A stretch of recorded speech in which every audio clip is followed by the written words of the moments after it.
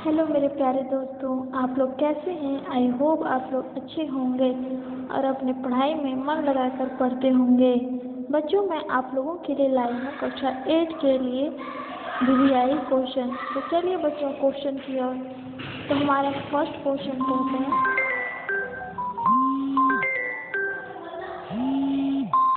हमारा first question कहता है बच्चों,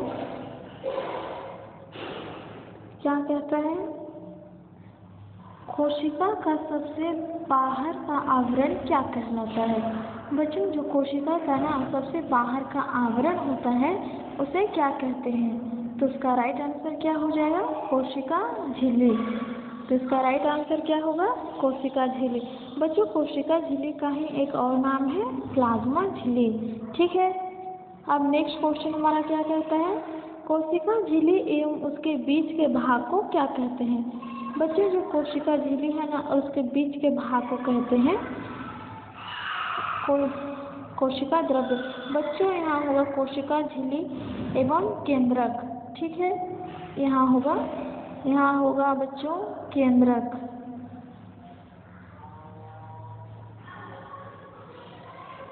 हाँ, तो कोशिका झिल्ली एवं केंद्रक के बीच के भाग को क्या कहते हैं। तो उसके बीच के भाग को क्या कहते हैं बच्चों, कोशिका द्रव्य। अब हमारा नेक्स्ट क्वेश्चन कहता है, जंतुओं में पाई जाने वाली सबसे बाहरी परत को क्या कहते हैं। हाँ बच्चों, तो बताइए आप लोग कमेंट कीजिए कि जंतुओं में पाई जाने वाली सबसे बाहरी परत को क्या कहते हैं। तो उसका राइट आंसर क्या हो जाएगा, कोशिका झिल्ली। फोर्थ क्वेश्चन में हमारा कहता है, पौधों के बाहरी आवरण को क्या कहते हैं। जो पौधों के बाहरी आवरण है ना बच्चों, उसे क्या कहते हैं। तो उसका राइट आंसर क्या हो जाएगा, कोशिका भित्ति। बच्चों, यहाँ दो है क्वेश्चन रिलेट करने वाला कि जंतुओं में पाई जाने वाली सबसे बाहरी परत को क्या कहते हैं, कोशिका झिल्ली, एवं पौधों के बाहरी आवरण को क्या कहते हैं, कोशिका भित्ति। ठीक है बच्चों। अब 5 में देखते हैं क्या कहता है, ऐच्छिक पदार्थों को अंदर आने या हानिकारक पदार्थों को बाहर निकालने देती है, उस प्रक्रिया को क्या कहते हैं बच्चों। तो बताइए बच्चों, कमेंट कीजिए, क्या कहते हैं, ऐच्छिक पदार्थों को अंदर या हानिकारक पदार्थों को बाहर निकालने देती है उसे।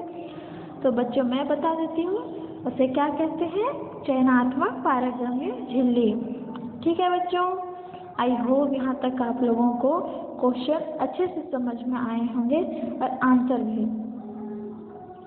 हमारा नेक्स्ट क्वेश्चन क्या कहता है बच्चों, कोशिका झिल्ली एवं केंद्रक द्रव्य को सम्मिलित रूप से क्या कहा जाता है।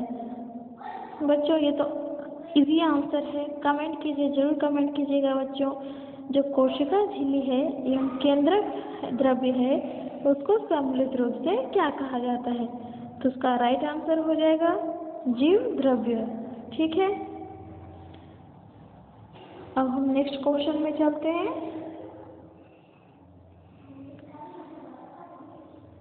बच्चों, हमारा 7 क्वेश्चन क्या कहता है, कोशिका के 3 मुख्य घटक कौन कौन से हैं। बच्चों आप लोग बताइए, कोशिका के 3 मुख्य घटक कौन कौन से हैं।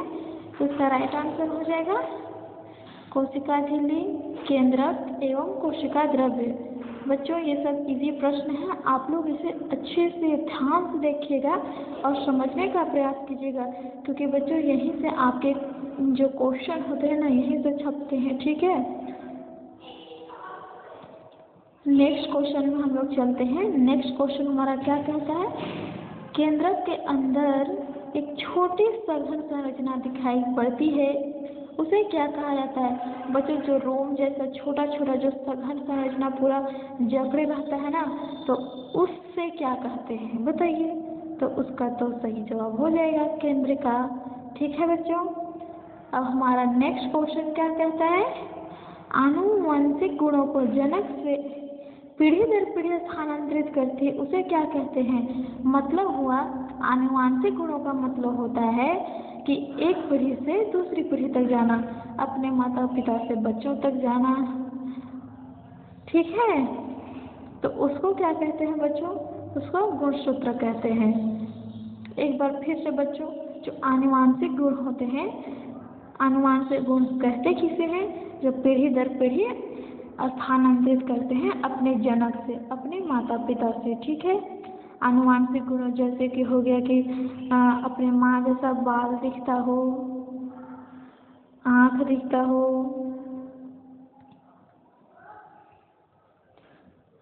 अपना चेहरा दिखता हो बच्चों। ये सब क्या हो गया? आनुवांशिक लक्षण हो गया। और बच्चों इसमें ना जो अपना व्यवहार होता है ना, व्यवहार, अपना नेचर, ये भी अपने ही जनक से मिलता जुलता है। तो ये सब जितने हैं ना बच्चों, वो सब आनुवांशिक गुण होते हैं जो हमें अपने माता पिता से मिलते हैं। ठीक है, आई होप आपको ये क्वेश्चन इजीली समझ में आ गया होगा। ठीक है, नेक्स्ट क्वेश्चन हम लोग देखते हैं बच्चों, किस कारण से पौधों की पत्तियां हरी होती हैं? बच्चों ये तो बहुत इजी क्वेश्चन है ना, आप लोग जरूर इसको कमेंट कीजिएगा। ठीक, तो पौधों की जो पत्तियां होती हैं वो हरी क्यों होती हैं? ठीक है, तो इसका राइट आंसर क्या हो जाएगा? उसका राइट आंसर होगा क्लोरोप्लास्ट। जो हरी पत्तियां होती हैं उसमें क्लोरोप्लास्ट की उपस्थिति के कारण पौधों की पत्तियां हैं जो हरी दिखती हैं। ठीक है बच्चों, तो आज तक यही। आई होप आपको ये क्लास पसंद आया होगा। तो बच्चों इसको लाइक कीजिए, सब्सक्राइब कीजिए।